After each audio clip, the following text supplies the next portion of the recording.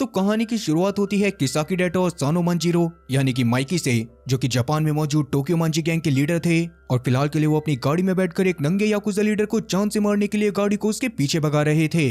तब किसाकी उस yakuza leader के ऊपर गाड़ी चढ़ाकर नीचे आकर उसका मजाक बनाते हुए कहने लगता है कि अब से पूरे जापान के ऊपर टोक्यो मांजी गैंग का राज है और उनके सामने जो भी आएगा वो उसे इसी तरह से जान से मार देंगे। इतना बोलकर वो अपनी गाड़ी में वापस जाके गाड़ी को एक और बार याकुजा लीडर के ऊपर से ले जाता है, जिससे उस नंगे पुंगे याकुजा लीडर की वहीं पर मौत हो गई थी। अब इसके अगले दिन जब ताकेमिची नाम का एक बैचलर अपने गंदे से अपार्टमेंट में सोकर उठता है तो उसे एहसास होता है कि अपने काम पर जाने के लिए वो आज भी लेट हो जाएगा। इसलिए वो जल्दी से नाश्ता करते हुए न्यूज देखने लग गया था, जिससे उसे पता चलता है कि पिछली रात टोक्यो मांजी गैंग के मचाए गए हड़कंप के कारण 2 निर्दोष लोगों ने अपनी जान गंवा दी, जिनका नाम टाचिबाना हिनाटा और टाचिबाना नाओटो था। तब हिनाटा का नाम सुनने के बाद तो ताकेमिची के होश उड़ जाते हैं, क्योंकि हिनाटा स्कूल टाइम में उसकी गर्लफ्रेंड हुआ करती थी और नाओटो हिनाटा का ही भाई था। हिनाटा एकमात्र ऐसी लड़की थी जिससे ताकेमिची ने कभी प्यार करा था, लेकिन अपना स्कूल बीच में ही छोड़ने के कारण ताकेमिची को हिनाटा से ब्रेकअप करना पड़ा था और पढ़ाई पूरी ना हो पाने के कारण ही आज उसे एक बुक स्टोर पर काम करके अपना गुजारा करना पड़ रहा था। आज अपने काम के दौरान भी ताकेमिची हिनाटा के बारे में सोच रहा होता है कि तभी वहां पर उसका मैनेजर आकर उसे सही से काम करने को बोलता है और यही बोलते बोलते उसने गाली के तौर पर ताकेमिची को वर्जिन भी बोल दिया था। हालांकि ये बात सुनने के बाद ताकेमिची को बुरा तो लगता है, लेकिन अपने डरपोकपने के कारण वो कुछ भी नहीं कहता और चुपचाप अपने काम को खत्म करके अपने घर पर वापस आने के लिए मेट्रो के प्लेटफॉर्म पर जाकर खड़ा हो जाता है। उस दौरान मेट्रो के आने पर किसी बंदे ने पीछे से ताकेमिची को धक्का देकर मेट्रो के सामने फेंक दिया था, जिससे डर कर ताकेमिची बहुत ही जोर से चिल्लाता है और अचानक टाइम ट्रेवल करके 10 साल पहले अपने उस वक्त में पहुंच जाता है जब वो हाई स्कूल में हुआ करता था। अब पास में अचानक पहुंचने के कारण ताकेमिची पूरी तरह से बौखला जाता है और उसे ये सब एक सपना लगता है। तब ताकेमिची के आसपास मौजूद उसके 4 दोस्त उसको पागल बोलने लग गए थे, जिन्हें देखने के बाद ताकेमिची को याद आता है कि स्कूल टाइम में उसने अपने दोस्तों के साथ मिलकर एक छोटी सी गैंग बनाई हुई थी, जिसमें कुल 5 जने थे और वो गैंग स्कूल की सबसे कमजोर गैंग थी। अब वैसे मेरे स्कूल टाइम पर मेरी भी एक छोटी सी गैंग थी और एक समय पर मेरी छोटी सी गैंग मेरे कहने पर स्कूल के सबसे बड़े बदमाश छोटा डॉन से भिड़ गई थी। वो साला खुद तो 5 फुट का था, लेकिन एक थप्पड़ लगते ही अपने 6-6 फुट के मुस्टंडे भाइयों को बुला लेता था, जिनसे सब डरा करते थे। वैसे छोटा डॉन का फुल टाइम काम था मासूम बच्चों को डराकर उनकी फ्री फायर आईडी छीन लेना।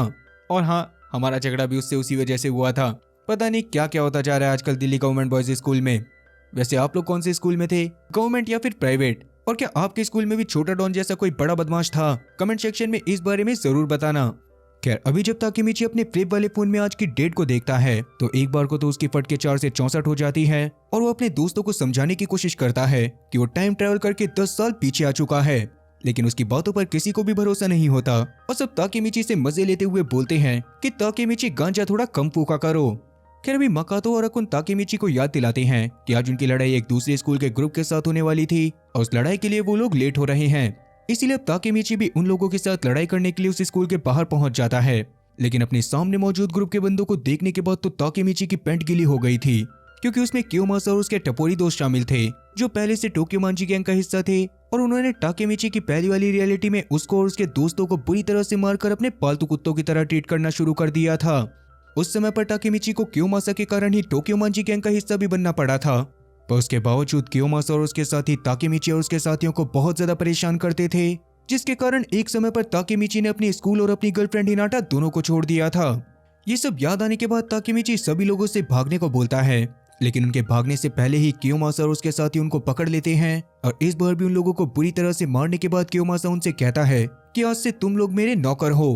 अब पिटते पिटते ताकेमिची और उसके साथियों को रात हो गई थी और कियोमासा और उसके साथियों के यहाँ पर से जाने के बाद ताकेमिची बहुत ज्यादा फ्रस्ट्रेट हो रहा था और उसे ये बात समझ में नहीं आ रही थी कि उसे ये सारी चीजें वापस से क्यों सहनी पड़ रही हैं। तभी ताकेमिची को हिनाटा के बारे में याद आता है, जो कि इस समय पर चिंता थी। इसीलिए ताकेमिची हिनाटा से मिलने के लिए उसके अपार्टमेंट के बाहर पहुंच जाता है। उस समय पर हिनाटा ही इकलौती ऐसी लड़की थी जो कि ताकेमिची को बहुत ज्यादा पसंद करने के साथ साथ उसका बहुत ज्यादा ख्याल भी रखा करती थी। उस दौरान ताकेमिची की हालत को देखने के बाद हिनाटा बाहर आकर उसकी मरहम पट्टी करती है और आगे उसे किसी भी तरह की लड़ाई करने से मना करने लगती है। तब ताकेमिची हिनाटा को ये बात भी बताता है कि मैं 10 साल फ्यूचर से आया हूँ और ये सारी चीजें मेरे साथ पहले भी हो चुकी हैं। हालांकि हिनाटा को भी ताकेमिची की इन बातों पर तो भरोसा नहीं होता, पर वो ताकेमिची का दिल नहीं दुखाना चाहती थी, इसीलिए उससे बोलती है कि अगर ये सारी चीजें तुम्हारे साथ पहले भी हो चुकी हैं तो जिंदगी ने ये तुम्हें एक दूसरा मौका दिया है और इन 10 सालों में तुम्हें इतना ज्यादा बहादुर बन जाना चाहिए कि हम दोनों हमेशा साथ रहें। और अब जैसा कि ताकेमिची इस समय पर लड़ाई झगड़ा नहीं करा करता था, तो हिनाटा उससे ये वादा भी करती है कि ताकेमिची को उसकी जरूरत पड़ने पर वो हमेशा ताकेमिची को प्रोटेक्ट करेगी।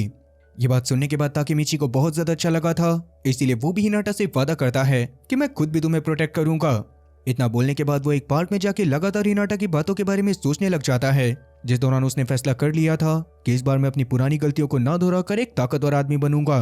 तभी उसकी नजर पास में मौजूद एक बच्चे के ऊपर पड़ती है, जिसको कुछ स्कूल के बच्चे परेशान कर रहे थे, और जैसा कि ताकेमिची ने ताकतवर बनने का फैसला करा था, इसीलिए वो उस बच्चे को बचाने के लिए झूले से उठ जाता है और उसको बुली करने वाले बच्चों को वहां पर से जाने को कहता है। तभी वो झूला जिससे ताकेमिची अभी उठा था, वो अचानक से ताकेमिची के सर पर आकर लग जाता है, जिसे देखने के बाद ताकेमिची के सामने मौजूद बच्चे हंसने लग जाते हैं और बाद में वहां पर से चले जाते हैं। तब ताकेमिची उस छोटे बच्चे के पास जाकर उसका नाम पूछता है और उसे पता चलता है कि वो छोटा बच्चा असल में कोई और नहीं बल्कि हिनाटा का भाई नाओटो था। नाओटो का नाम सुनने के बाद ताकेमिची बहुत ज्यादा इमोशनल हो जाता है, क्योंकि वो जानता था कि आज से 10 साल बाद हिनाटा और नाओटो दोनों मारे जाएंगे।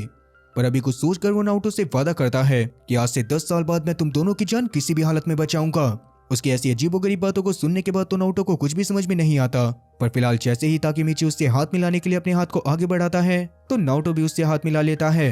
फिर नाओटो से हाथ मिलाते ही अचानक से ताकेमिची वापस से अपने समय में आ गया था, जहां जाने पर ताकेमिची के सामने एक पुलिस वाला आता है, जो कोई और नहीं बल्कि नाओटो था, जिसने ही ताकेमिची के ट्रेन से टकराने से पहले उसकी जान को भी बचाया था। और फ्यूचर वाली रियलिटी में नाओटो अभी भी जिंदा इसीलिए था क्योंकि ताकेमिची ने पास्ट में जाकर नाओटो से उसकी मौत के बारे में बात करी थी, जिसको ही ध्यान में रखकर वो पढ़ लिख कर एक पुलिस वाला बन गया था, और पिछली रात अपने काम में बिजी होने के कारण उसकी जान बच गई थी। पर दुखद खबर ये थी कि काम में ही बिजी होने के कारण नाओटो इस रियलिटी में हिनाटा की जान को नहीं बचा पाया था। इस बार भी हिनाटा की मौत का कारण टोक्योमंजी गैंग ही थी, जिसको माइकी ने स्कूल खत्म करते करते एक बहुत ही बड़े लेवल पर एक्सपेंड कर लिया था, और बाद में उस गैंग में मौजूद लोग ड्रग और मर्डर जैसे बड़े बड़े क्राइम्स को अंजाम देने लग गए थे।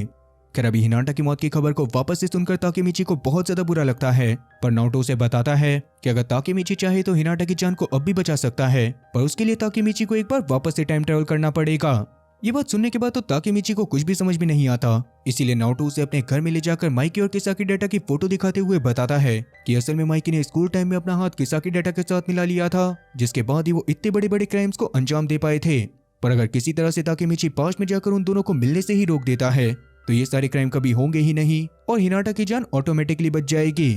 तो टोक्योमंजी यानी कि तोमान का नाम सुनने के बाद तो ताकेमिची की फट के 4 से 64 हो गई थी, क्योंकि स्कूल टाइम पर भी टोक्योमंजी गैंग का एक एक बंदा बहुत ज्यादा खतरनाक था, और ऐसे में ताकेमिची का सानोमांजीरो यानी कि माइकी तक पहुंच पाना इम्पॉसिबल था। पर हिनाटा की जान को बचाने के लिए ताकेमिची फाइनली इस काम को करने के लिए मान जाता है, और नाओटो उसे बताता है कि पिछली बार जब तुमने मुझसे पास्ट में हाथ मिलाया था तो तुम फ्यूचर में आ गए थे, और अगर तुम मुझसे फ्यूचर में हाथ मिलाते हो तो तुम एक बार वापस से पास्ट में चले जाओगे। तब नाओटो से हाथ मिलाते ही ताकेमिची पास्ट के उस समय में पहुंच जाता है जब कियोमासा और उसके साथी ताकेमिची और उसके साथियों को परेशान करने के लिए ताकेमिची की फाइट स्कूल के एक बहुत ही खतरनाक फाइटर के साथ करवा रहे थे। असल में कियोमासा ने अपने पंटरों के साथ स्कूल में ही एक छोटी सी गैंग भी बना रखी थी, जिनके साथ मिलकर वो रोज स्कूल में बच्चों की जबरदस्ती फाइट करवाया करता था, और उसमें ही काफी सारे बच्चे पैसे भी लगाया करते थे। अभी ताकेमिची से लड़ाई करने वाला बच्चा ताकेमिची के बहुत ही बुरी तरह से मारकर उसे एक ही मुक्के में नॉकआउट कर देता है, जो देखकर ताकेमिची के सारे दोस्त उसको संभालते हैं, और तब कियोमासा अकुन को लड़ाई करने के लिए बुलाने लगता है। उस समय अकुन भी अपनी जेब में हाथ डालकर धीरे धीरे कियोमासा की तरफ बढ़ने लग गया था, जो देखकर ताकेमिची को याद आता है कि उसकी पहले वाली रियलिटी में अकुन ने इन सब चीजों से परेशान होकर कियोमासा को इस दिन मारने की कोशिश करी थी, पर कियोमासा की जान तो बच गई थी और अकुन को लंबे समय के लिए जेल में डाल दिया गया था। तब अकुन के फ्यूचर को सिक्योर करने के लिए ताकेमिची उसे पीछे से जाकर पकड़ लेता है और उसको ये सब ना करने को बोलकर कियोमासा से कहता है कि मैं सीधा तुमसे लड़ाई करना चाहता हूँ, और अगर आज मैं तुम्हें हरा देता हूँ तो तुम मुझे माइकी से मिलवाओगे। ये बात सुनने के बाद कियोमासा गुस्से में ताकेमिची के ऊपर हमला करते हुए उसे माइकी का नाम लेने से मना करता है, क्योंकि माइकी के डर के कारण कोई भी उसका नाम नहीं लिया करता था और सब उसे सर बुलाया करते थे। इसीलिए अब कियोमासा लगातार ताकेमिची को बहुत ही बुरी तरह से मारने लगता है, जिस दौरान काफी ज्यादा मार खाने के बावजूद भी ताकेमिची हार नहीं मानता, क्योंकि अपनी जिंदगी के इस दूसरे मौके में वो किसी भी हालत में सबके सामने अपने आप को कमजोर साबित नहीं करना चाहता था। ताकेमिची को मारते मारते जब कियोमासा थक जाता है तो अपने साथियों से अपना बेसबॉल बैट मांगता है, लेकिन कियोमासा ताकेमिची के ऊपर वापस से हमला कर पाता उससे पहले ही टोक्योमंजी गैंग का लीडर यानी कि माइकी खुद ही अपने बेस्ट फ्रेंड ड्रैकन के साथ पहुंच जाता है, और इस टाइम तक ड्रैकन टोक्योमंजी गैंग का वाइस प्रेसिडेंट हुआ करता था। अभी वहां मौजूद सभी बच्चे माइकी और ड्रैकन के स्वागत में अपने सर को झुका लेते हैं, लेकिन ड्रैकन और माइकी को इस बात से कोई भी फर्क नहीं पड़ता और सबसे पहले तो ड्रैकन कियोमासा के पास जाकर उसे बहुत ही बुरी तरह से मारता है, क्योंकि कियोमासा की इन चिंदी हरकतों के कारण पूरी टोक्योमांजी गैंग का नाम खराब हो रहा था। अब माइकी के कियोमासा के सामने जाने पर कियोमासा भीगी बिल्ली की तरह उससे माफी मांगने लगता है, लेकिन माइकी उसे एक ही लात में जमीन पर बिछाकर ताकेमिची की तरफ मुड़ जाता है।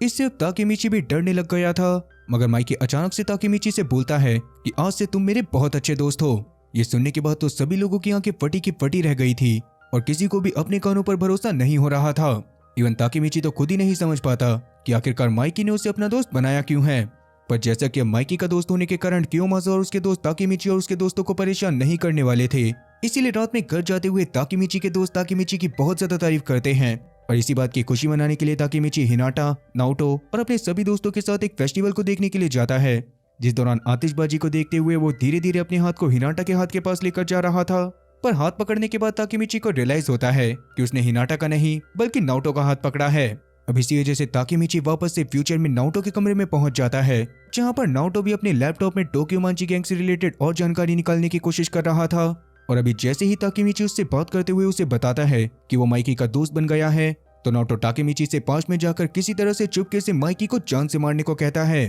और क्योंकि ऐसा करने से कहीं ना कहीं सारी चीजें हल हो जाती, इसीलिए ताकेमिची इस काम को करने के लिए मान तो जाता है, मगर उसे समझ में नहीं आता कि आखिरकार वो माइकी को मारेगा कैसे।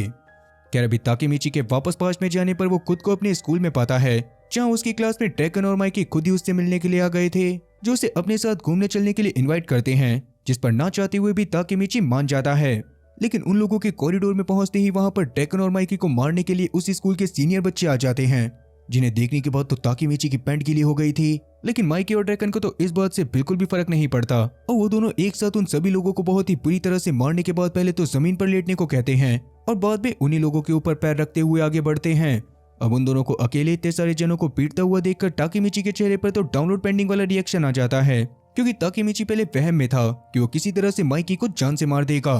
अब वैसे क्या आप लोगों ने अपने स्कूल में लड़ाई करी है? अगर हाँ तो कमेंट सेक्शन में ये बात जरूर बताना कि आप लोगों ने एक साथ कितने लोगों को मारा है। आगे जब ताकेमिची उन दोनों के साथ मेन गेट के पास पहुंचता है तो वहां हिनाटा उसे माइकी और ड्रैकन के साथ देख लेती है और उसे ताकेमिची को उन दोनों के साथ देखकर लगता है कि माइकी ताकेमिची को परेशान कर रहा है। अब जैसा कि हिनाटा ने ताकेमिची से वादा करा था कि वो हमेशा उसे प्रोटेक्ट करेगी, इसीलिए वो सीधा माइकी के सामने जाकर बिना कुछ सोचे समझे उसके सुंदर चेहरे पर एक रैप्टा जड़ देती है।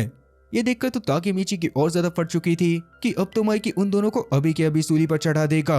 पर ताकेमिची ने भी हिनाटा से उसे प्रोटेक्ट करने का वादा करा था, इसीलिए जब ड्रैकन गुस्से में हिनाटा का हाथ पकड़ता है तो ताकेमिची बीच में जाकर ड्रैकन के कंधे पर हाथ रखते हुए उसे गुस्से में घूरने लगता है। ये हिम्मत आज तक किसी ने भी नहीं करी थी, इसीलिए ड्रैकन और माइकी खुद भी काफी ज्यादा हैरान थे। पर तभी अचानक ड्रैकन कहता है कि गुस्सा होने की कोई भी जरूरत नहीं है, क्योंकि हम कभी भी किसी लड़की पर हाथ नहीं उठाते।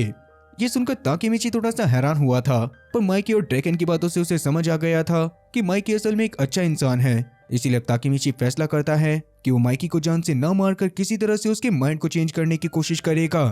खैर अब जैसा कि हिनाटा को भी ये बात समझ आ गई थी कि माइकी और ड्रैकन असल में ताकेमिची के दोस्त हैं, इसीलिए वो उन दोनों से माफी मांगकर वहां पर से चली जाती है और ताकेमिची ड्रैकन और माइकी के साथ साइकिल पर घूमने के लिए बाहर निकल जाता है। अब उसी दौरान ताकेमिची माइकी से पूछ लेता है कि इतना ज्यादा ताकतवर होने के बावजूद भी तुमने मुझ जैसे कमजोर इंसान से दोस्ती क्यों करी है। इस पर माइकी उसे बताता है कि असल में तुम बिल्कुल मेरे बड़े भाई की तरह हो, जो खुद तो काफी ज्यादा कमजोर और डरपोक था, पर बात उसके दोस्तों तक आने पर वो ऐसी सिचुएशन में भी खड़ा रहता था जहाँ पर सामने वाला उससे ज्यादा ताकतवर हो। ये सुनकर ताकेमिची को भी बहुत ज्यादा अच्छा लगता है और वो ड्रैकन और माइकी के साथ सनसेट को एंजॉय करता है। अब उसी रात टोक्योमांजी गैंग की एक मीटिंग थी और जैसा कि ताकेमिची भी अब टोक्योमांजी गैंग का हिस्सा था, इसीलिए वो भी उस मीटिंग वाली जगह पर पहुंच जाता है। लेकिन वहां जैसे ही कियोमासा की नजर ताकेमिची के ऊपर पड़ती है, वैसे ही वो अपने साथियों के साथ वापस से उसे परेशान करने आ जाता है और ताकेमिची को ना चाहते हुए भी कियोमासा के पैरों में गिरकर उससे माफी मांगनी पड़ती है। पर उतने में ही वहां पर ड्रैकन और साथ ही माइकी की एंट्री हो गई थी, जिस दौरान जैसे ही ड्रैकन कियोमासा को ताकेमिची को परेशान करता हुआ देखता है तो इस बार गुस्से में कियोमासा को टोक्योमांजी गैंग से ही निकाल देता है। कियोमासा के वहां से जाने के बाद सभी लोगों की मीटिंग चालू होती है, जो टोक्योमांजी गैंग में ही मौजूद पा नाम के बंदे के बेस्ट फ्रेंड के लिए थी, क्योंकि कुछ दिनों पहले पा के बेस्ट फ्रेंड और पा की बेस्ट फ्रेंड की गर्लफ्रेंड को मोबियस गैंग के बंदों ने पकड़कर बहुत ज्यादा टॉर्चर करा था, जिस कारण पा के बेस्ट फ्रेंड की गर्लफ्रेंड अभी तक कोमा में थी। टोक्योमांजी गैंग के सेकंड डिवीजन का कमांडर मित्सुआ इस बारे में माइकी को बताता है, जो सुनने के बाद माइकी पा से पूछता है कि वो क्या करना चाहता है। हालांकि पातो अपने बेस्ट फ्रेंड की वजह से मोबियस गैंग को पूरी तरह से बर्बाद करना चाहता था, लेकिन उसे लग रहा था कि मोबियस गैंग के बड़ा होने के कारण माइकी उनसे लड़ाई नहीं करेगा। लेकिन मोबियस गैंग के बड़ा होने के बावजूद भी माइकी पा के लिए उन सभी लोगों से लड़ाई करने का फैसला करता है और सबको बताता है कि आने वाली 13 तारीख को हम लोग अपने सभी लोगों के साथ मोबियस गैंग के अड्डे के ऊपर अटैक करेंगे और वहां मौजूद मोबियस गैंग के ज्यादा से ज्यादा बंदों को पीटेंगे। माइकी के मुंह से ऐसी बातें सुनने के बाद तो ताकेमिची पूरी तरह से श्योर हो गया था कि माइकी सच में एक बहुत ही अच्छा इंसान है। इधर टोक्यो मंजी गैंग से निकलने के बाद कियोमासा अचानक से किसाकी डाटा से जाकर मिलता है और वहीं ताकेमिची एक बार वापस से फ्यूचर में नारुतो के पास जाकर उसे बताता है कि माइकी सच में एक बहुत ही अच्छा इंसान है और मैं उसे जान से नहीं मार सकता। ये बात सुनने के बाद नारुतो एक बार को तो ताकेमिची के ऊपर भड़क गया था, मगर ताकेमिची को अपनी बातों पर भरोसा दिलवाने के लिए वो उसे अकुन से मिलवाने का फैसला करता है, जो खुद भी अभी के टाइम पर टोक्यो मंजी गैंग के लिए ही काम करा करता था। अब अकुन से मिलने के लिए वो दोनों एक बार में जाते हैं, जहां ताकेमिची को देखकर अकुन खुश होते हुए उसे अपने साथ छत पर ले जाता है और उससे अपनी पुरानी बातें करने लगता है। पर बातें करते हुए अचानक से अकुन रोने लग गया था और रोते हुए ताकेमिची को बताता है कि ताकेमिची को ट्रेन के सामने फेंकने वाला बंदा कोई और नहीं बल्कि वो खुद था। असल में पास्ट में हुए चेंजेस के कारण अकुन को ये बात पता चल गई थी कि ताकेमिची पास्ट में जा सकता है, इसीलिए वो इस बात को कंफर्म करके किसी भी हालत में ताकेमिची से अपने फ्यूचर को बदलवाना चाहता था। तब अकुन ताकेमिची को बताता है कि टोक्यो मंजी गैंग में काम करके उसे बिल्कुल भी अच्छा नहीं लग रहा है, क्योंकि किसाकी उसको और टोक्यो मंजी गैंग में काम कर रहे सभी लोगों को बहुत ही बुरी तरह से धमका कर रखता है और माइकी भी हमेशा उसी की बात मानता है।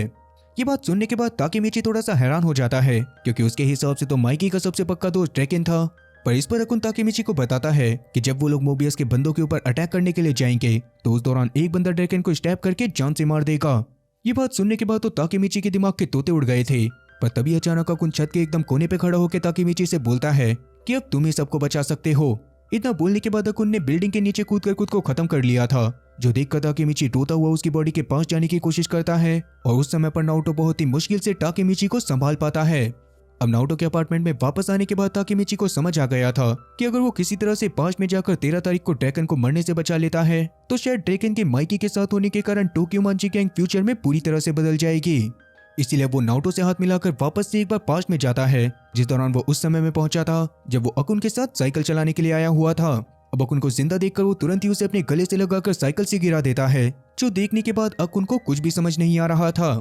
अब उससे चिल्ला चिल्लाकर बातें करने के बाद ताकेमिची वहां पर से माइकी और ड्रैकन को ढूंढने के लिए निकल जाता है, जो फिलहाल के लिए हॉस्पिटल में पा के बेस्ट फ्रेंड की गर्लफ्रेंड को देखने के लिए आए हुए थे। जहां माइकी और ड्रैकन को उस लड़की को देखने के बाद मोबियस गैंग के ऊपर और ज्यादा गुस्सा आ रहा था, पर तभी अचानक उस लड़की के पिता वहां पर आकर माइकी और ड्रैकन को बहुत ज्यादा सुनाने लगते हैं, क्योंकि उन्हें लग रहा था कि ये सारी चीजें माइकी और ड्रैकन की वजह से ही हुई हैं। तब ड्रैकन वहां पर झुककर उस लड़की के पिता से माफी मांगने लग जाता है और जबरदस्ती माइकी से भी माफी मांगने को कहता है। अब ये चीज दूर से देखने के बाद ताकेमिची को ये बात समझ आ गई थी कि माइकी को कोई और नहीं बल्कि ड्रैकन ही कंट्रोल में रख सकता है। खैर इसके बाद माइकी और ड्रैकन पा और मित्सुआ से मिलने के लिए एक वेयर हाउस में चले गए थे, जहां पर ताकेमिची पहुंचकर उन्हें समझाने की कोशिश करता है कि शायद उन्हें कल लड़ाई नहीं करनी चाहिए। लेकिन ये बात सुनने के बाद तो पा को बहुत ज्यादा गुस्सा आ गया था, इसीलिए वो ताकेमिची को बहुत ही बुरी तरह से मारने लगता है, क्योंकि उसके हिसाब से ताकेमिची खुद तो कमजोर था ही, पर गैंग में आने के बाद वो माइकी और ड्रैकन को भी कमजोर कर रहा था। खैर अभी मित्सुआ किसी तरह से पा को पकड़ता है और ड्रैकन ताकेमिची से जानने की कोशिश करता है कि वो लड़ाई को क्यों रुकवाना चाहता है। इस पर ताकेमिची ने भी साफ कह दिया था कि अगर कल के दिन ये लड़ाई होती है तो उसके हिसाब से कोई ना कोई पक्का मारा जाएगा। अब वो लोग इस बारे में बातें कर ही रहे थे कि तभी अचानक से वहां पर पूरी की पूरी मोबियस गैंग अपने लीडर ओसानाई के साथ पहुंच जाती है, जिन्हें कियोमासा की वजह से माइकी के प्लान के बारे में पता चल गया था और वो माइकी के उनके ऊपर हमला करने से पहले ही माइकी को पेलना चाहते थे। खैर अभी ओसानाई को अपने सामने देखने के बाद पा का गुस्सा फूट पड़ा था, इसीलिए वो गुस्से में ओसानाई को मारने के लिए आगे बढ़ जाता है। लेकिन बहुत ज्यादा कोशिश करने के बावजूद भी वो ओसानाई को मार नहीं पाता, क्योंकि ओसानाई खुद भी काफी ज्यादा ताकतवर था और पा को बुरी तरह से पेलने के बाद वो ड्रैकन और माइकी को भी पेलना चाहता था। तब पा हारने के लिए माइकी से माफी मांगता है, लेकिन माइकी उसको हिम्मत देते हुए खुद ओसानाई के सामने जाता है और बस एक ही लात में उसे जमीन पर बिछा देता है। ये देखने के बाद तो पूरी की पूरी मोबियस गैंग की फट के 4 से 64 हो गई थी, क्योंकि ओसानाई असल में पूरी गैंग का सबसे ताकतवर आदमी था और माइकी ने उसे एक ही लात में चित कर दिया था। तब ड्रैकन मोबियस के सभी लोगों को चिल्लाकर कहता है कि आज से मोबियस गैंग भी टोक्यो मंजी गैंग के लिए काम करेगी और उनमें से जो भी टोक्यो मंजी गैंग के खिलाफ जाने की कोशिश करेगा टोक्यो मंजी गैंग वाले उसके किलोमीटर के हिसाब से लेंगे। खैर भी माइकी के पलटते ही ओसानाई पीछे से एक टूटी हुई बियर बोतल को उठाकर माइकी के मारने वाला होता है, जो देखकर ताकेमिची जोर से चिल्लाता है और माइकी की जान को बचाने के लिए ड्रैकन खुद बीच में आकर बियर बोतल को अपने लगवा लेता है। तब ड्रैकन का खून निकलता हुआ देखकर ताकेमिची को लगने लग गया था कि शायद ड्रैकन अब मारा जाएगा, पर किस्मत से वो बियर बोतल ड्रैकन के हाथ में लगी थी, इसीलिए अब गुस्से में ड्रैकन ओसानाई को तब तक मारता रहता है जब तक ओसानाई बेहोश नहीं हो जाता। इसके बाद ड्रैकन ताकेमिची के पास आकर उसको थैंक यू बोलता है और ताकेमिची ड्रैकन और माइकी के साथ ही अपने घर की तरफ जाने लगता है।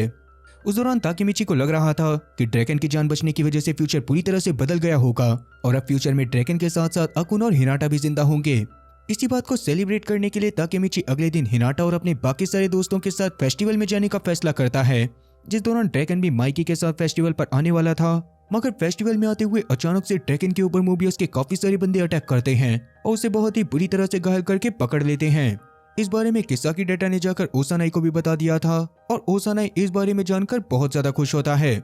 इस सबसे अनजान ताकेमिची फिलहाल के लिए हिनाटा के साथ एंजॉय करने के लिए फेस्टिवल में आया हुआ था, जहां अचानक से वो कियोमासा को मोबियस की ड्रेस में देखता है और उसे समझ आ जाता है कि कियोमासा ने भी मोबियस गैंग को ज्वाइन कर लिया है। इसीलिए वो हिनाटा को फेस्टिवल में ही वेट करने को बोलकर कियोमासा के पीछे पीछे जाता है, जिस दौरान छुप के कियोमासा और उसके साथियों की बातें सुनने पर ताकेमिची को पता चलता है कि असल में मोबियस के बंदों ने ड्रैकन को पकड़ लिया है और ड्रैकन अकेला होने के बावजूद भी उन्हें बहुत बुरी तरह से मार रहा है। अब फिलहाल के लिए कियोमासा का प्लान ये था कि वो ड्रैकन को जाकर जान से मार देगा, क्योंकि ड्रैकन ने सबके सामने उसकी बेइज्जती कर उसको टोक्योमंजी गैंग से निकाला था। ये बात सुनने के बाद तो ताकेमिची इस बात को समझ गया था कि अभी भी पास्ट पूरी तरह से चेंज नहीं हुआ है, इसीलिए वो माइकी को इस बारे में बताने के लिए जाने लगता है। लेकिन उससे पहले ही कियोमासा और उसके साथियों की नजर उसके ऊपर पड़ जाती है और कियोमासा ताकेमिची को बहुत ही बुरी तरह से पीटकर टेप से बांध देता है ताकि ताकेमिची उनके प्लान के बारे में किसी को ना बता पाए। इधर माइकी काफी देर से अपने साथियों के साथ ड्रैकन का इंतजार कर रहा था, मगर काफी देर इंतजार करने के बावजूद भी जब ड्रैकन नहीं आता